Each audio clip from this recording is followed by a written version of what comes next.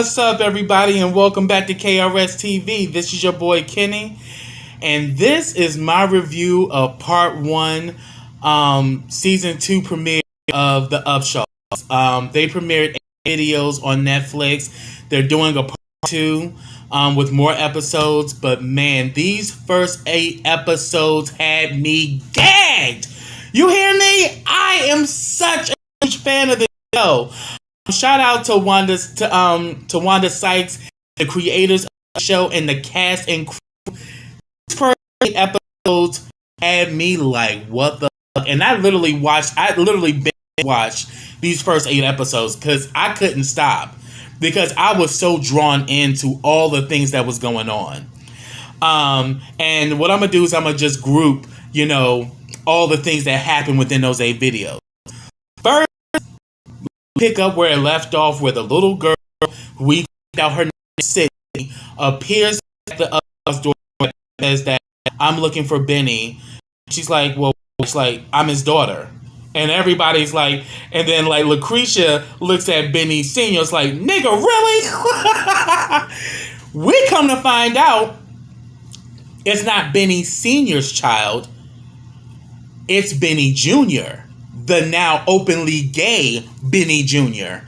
So he had his prom. They pretty much one night stand. He ghosted her after that, and now he has a 9-year-old daughter named Sydney. And it literally changes everything for him.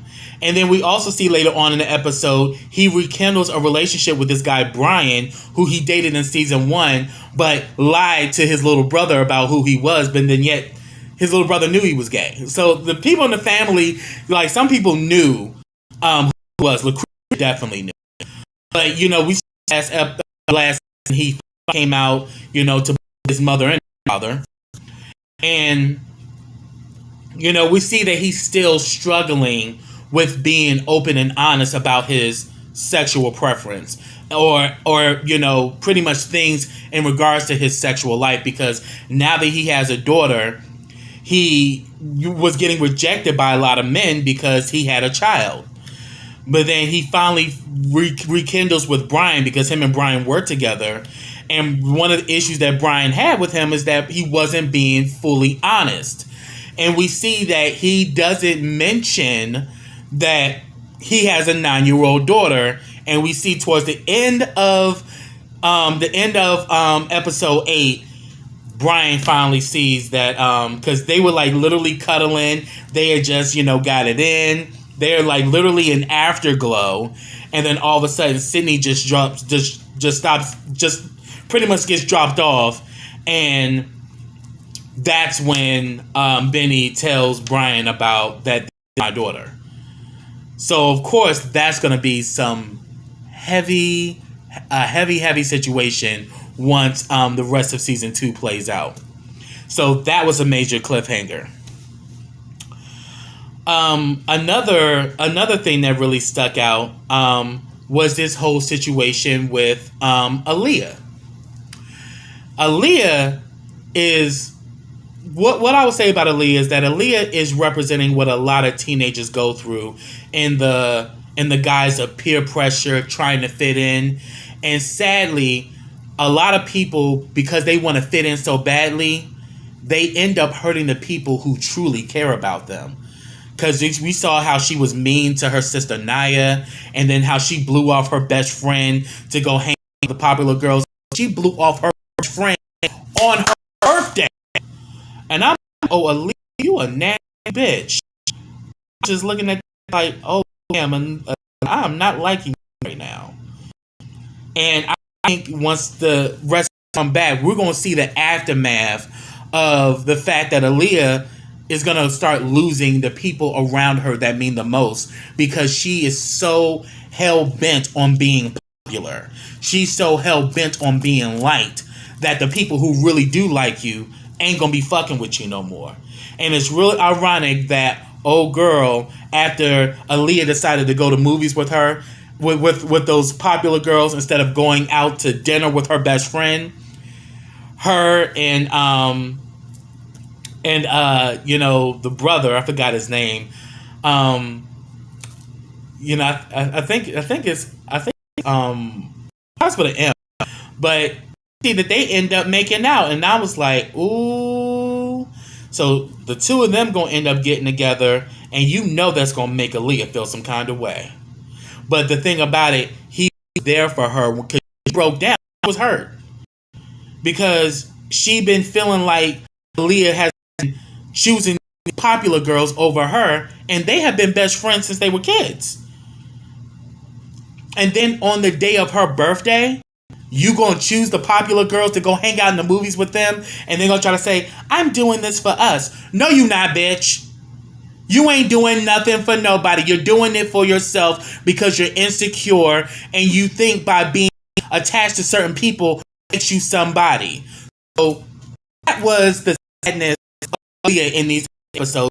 And we just see that she's just been a real nasty little bitch throughout the whole 8 episodes. And that to me is like, oh, you are trifling. You are really gotten so hell bent on being popular that you're hurting the people who really care about you. The girls don't give a damn about you, bitch. They will change with a moment's notice. But because she's in that mindset, she has to sell herself to be liked. That you literally capture the people who like you for you. So I'm interested to see how this is gonna play out. You know, now that her best friend and her brother are now, you know, passion with one another. I want to see how that's going to play out, and I'm definitely want to see how Aaliyah is now going to, how her situation is going to unfold now that she's rejecting the people who care about her, all in the name of fame and popularity. Okay, then I'm gonna talk about Benny. You know, Benny Sr. You know, Mike Epps does a phenomenal job with this role.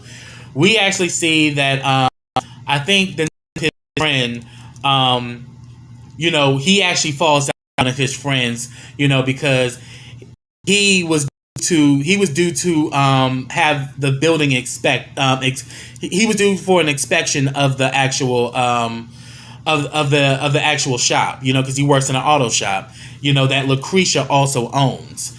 You know, so here it is. They're due for for a health inspection, you know, to make sure that everything is running up to par. But there are so many things wrong, and his friend, you know, the one that lives with his mama, I forgot his name. But if you remember his name, put it down in the comments. He brings his car up in there and wants Benny to fix it. So they friends. Benny will probably be fixing his car pretty much at a very low price or sometimes charge.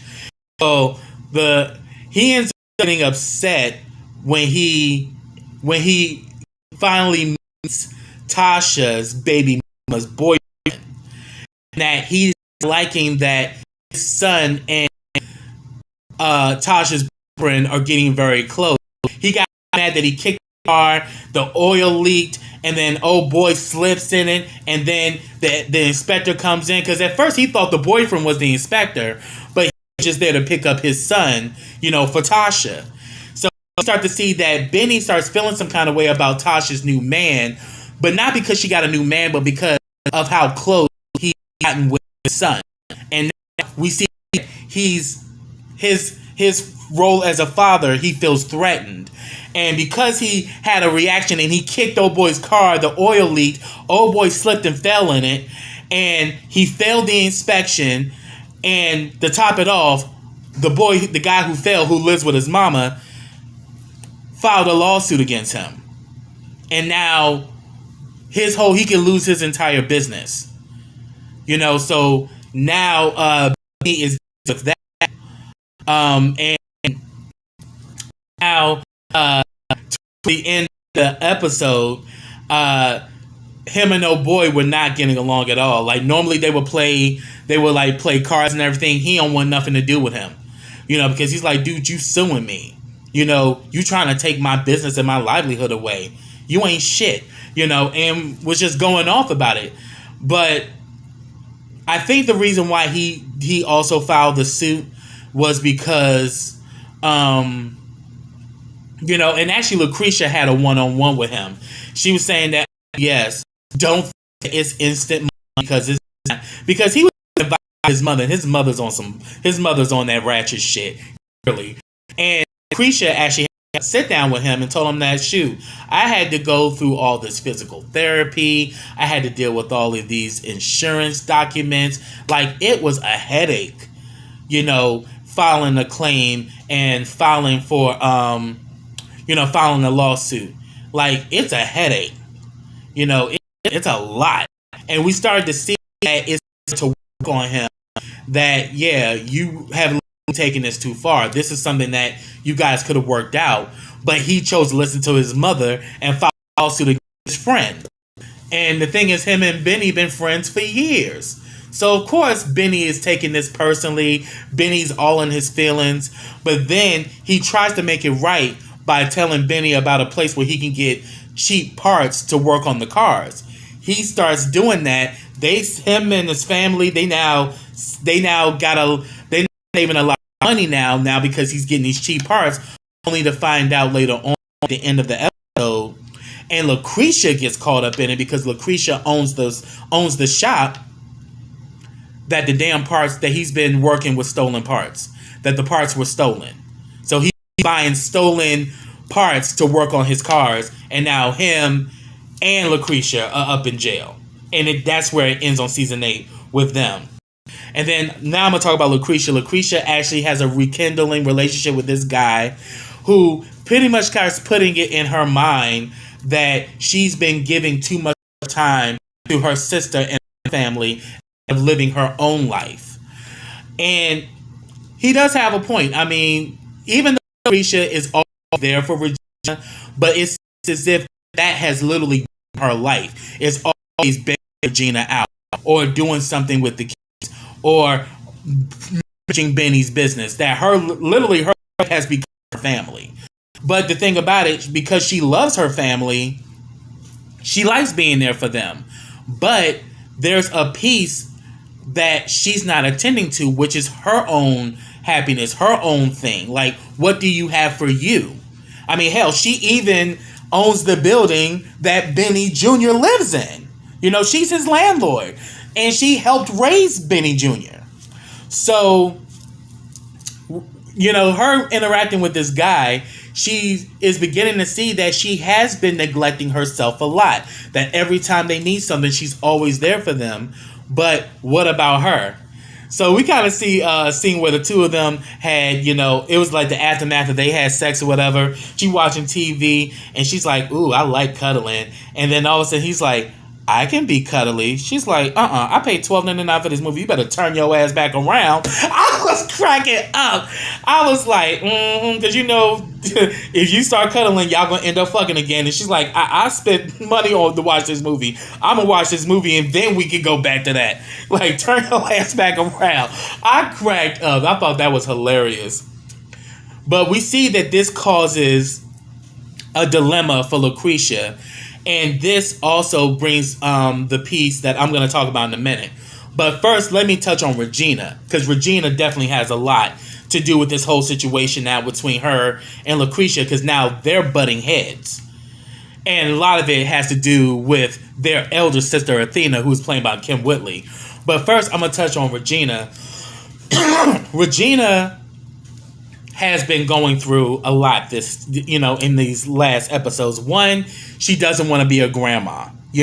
She feels she's too young to be a grandmother. But, bitch, get used to it. You're a grandma. Ain't nothing you can do about that. You a grandma. But we also see that here she's still being ambitious. She's trying to, better her life and better her career.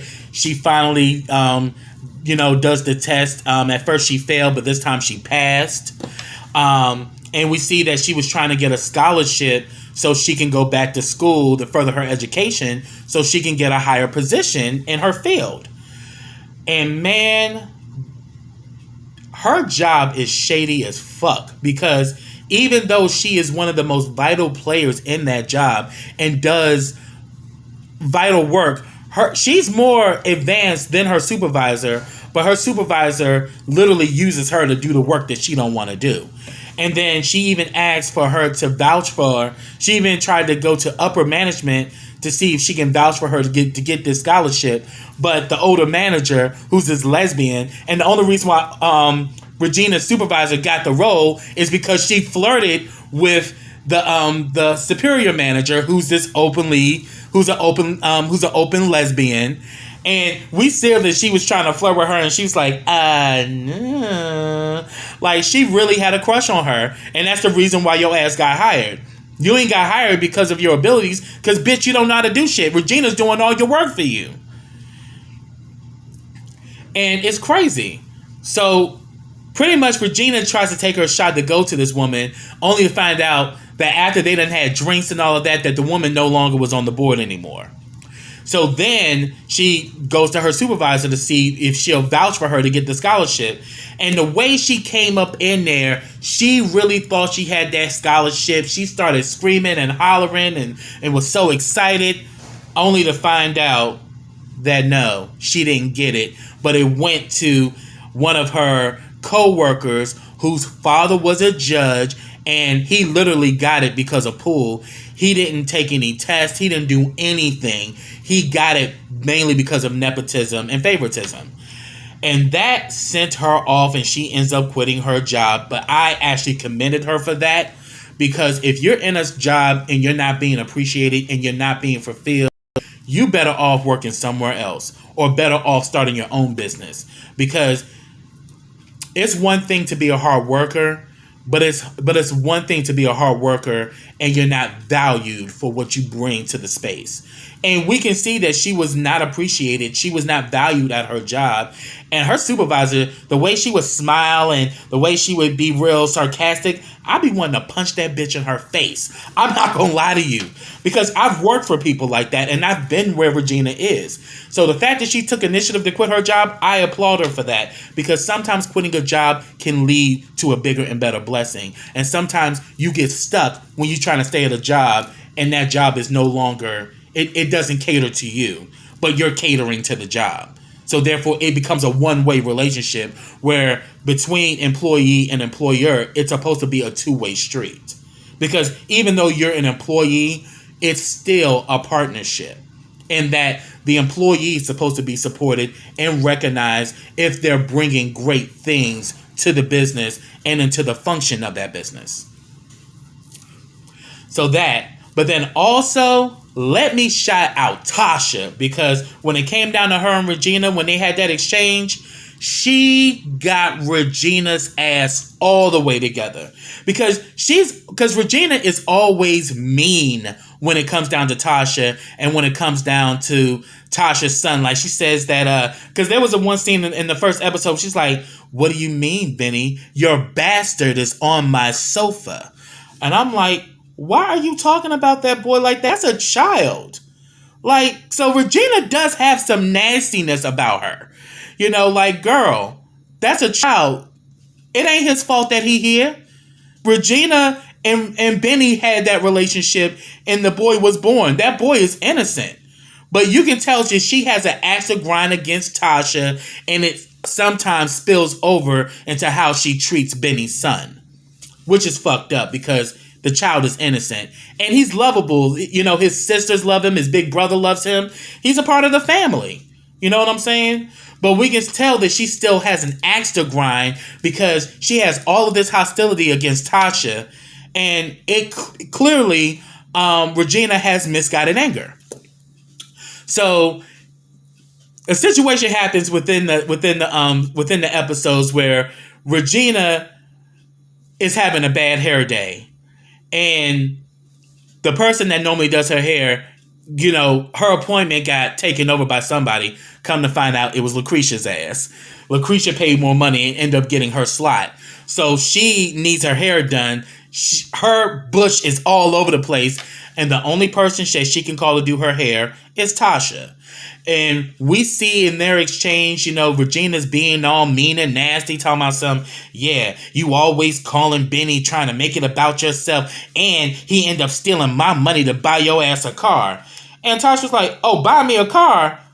She took her to the front door and was like, "You mean that piece of shit? Girl, I'll put the damn keys in the car and you can take that shit with you. Fuck that." He ain't buy me no car. He bought me a bucket, bitch. Like, it's like she been using that car, and he got her the car so that she can, take their son to, school and to his basketball practice and take him to the doctor, whatever she needed. He got her a car to increase her mobility to provide for their son. So that's why Benny did it. It was messed up how he did it, but he had good intentions as to why he did it.